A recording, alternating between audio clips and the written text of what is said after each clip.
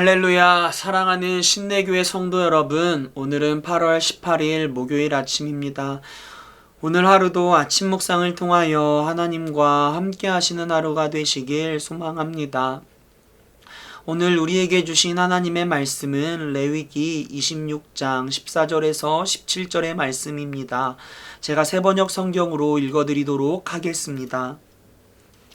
그러나 너희가 내가 하는 말을 듣지 않고 이 모든 명령을 지키지 않거나 내가 정하여 준 규례를 지키지 않고 내가 세워준 법도를 싫어하여 나의 모든 계명을 그대로 실천하지 않고 내가 세운 언약을 어기면 나는 너희에게 다음과 같이 보복하겠다. 갑작스런 재앙 곧 폐병과 열병을 너희에게 보내서 너희의 눈을 어둡게 하고 기운이 쏙 빠지게 하겠다. 너희가 씨를 뿌려도 너희의 원수들이 와서 먹어버릴 것이다. 아멘.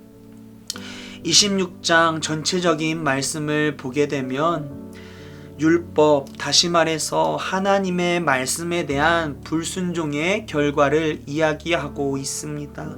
16절에서 17절은 율법을 준행하지 않았을 때 내려질 기본적인 재앙에 대해 이야기하고 있으며 18절에서 26절은 징계를 받고도 회개하지 않았을 때 또다시 내려질 재앙에 대해 이야기하고 있습니다. 오늘 14절의 말씀을 보게 되면 하나님의 말씀을 듣지 않는 불순종에 대해서만 이야기하고 있는 것처럼 보입니다. 그러나 말씀을 좀 더 자세하게 주석을 통해 보게 되면 더 많은 것을 알 수 있습니다. 14절에서 말하고자 하는 것은 단순히 이스라엘이 하나님의 말씀에 불순종하는 것이 아니라 하나님 존재 자체를 무시하는 것을 이야기하고 있습니다. 하나님의 인격, 하나님의 존재를 거부하고 없다고 여기는 그러한 태도를 이야기하고 있습니다. 그렇게 재앙은 하나님의 존재를 거부하고 하나님의 인격을 무시하고 자신이 주인이 되어 살아가는, 자신의 뜻에 따라 살아가는 이스라엘에 대한 하나님의 심판이라는 것을 보게 됩니다. 즉 쉽게 이야기하면 삶의 주관자이며 생명의 주관자이신 하나님을 무시하고 존재를 거부한 태도에 대한 결과물이 바로 26장의 이야기입니다.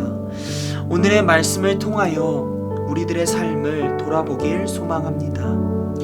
우리는 하나님의 말씀에 순종하고 있습니까? 하나님의 말씀에 따라 우리의 삶을 살아가고 있습니까?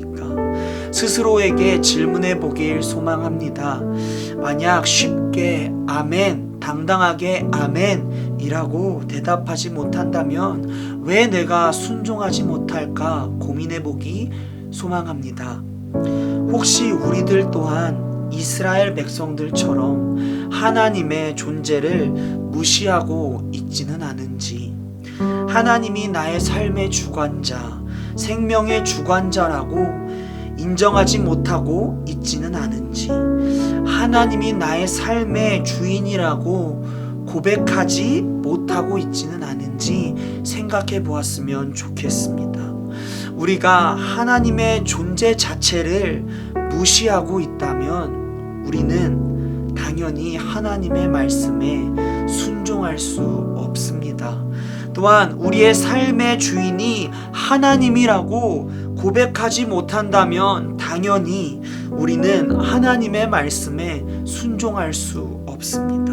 나의 삶의 주인이 나라고 생각한다면 우리는 절대로 하나님의 말씀에 따라 살아갈 수 없습니다. 하나님에게 순종하기 위해서는 나의 삶의 주인이 하나님이라고 인정할 때 우리는 비로소 하나님에게 온전히 순종할 수 있습니다. 나의 삶의 주인이 하나님이라고 인정할 때 우리는 모든 일을 하나님께 먼저 기도하고 구하며 나아갈 수 있습니다. 순종하기 위한 첫 번째 발걸음은 하나님을 인정하는 것입니다. 하나님을 먼저 인정할 때 하나님의 존재와 그의 인격, 그가 나의 삶의 주인이라고 고백할 때 우리는 순종하게 되어집니다. 명령에 따를 수 있게 됩니다. 그분께 나의 모든 것을 드릴 수 있게 됩니다.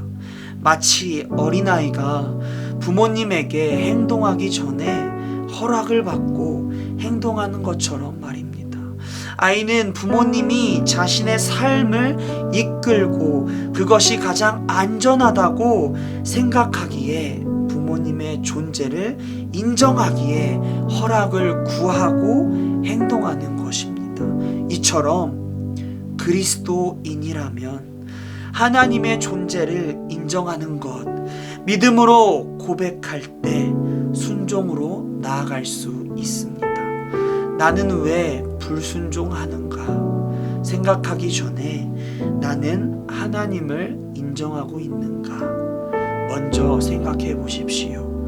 하나님을 인정하는 것이 불순종의 해결의 첫 발걸음이고 가장 완벽한 해결책입니다. 오늘 하루도 하나님을 인정하며 순종의 길을 걸어가시는 하루가 되길 소망합니다.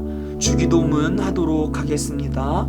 하늘에 계신 우리 아버지여, 이름이 거룩히 여김을 받으시오며 나라가 임하시오며 뜻이 하늘에서 이루어진 것 같이 땅에서도 이루어지이다.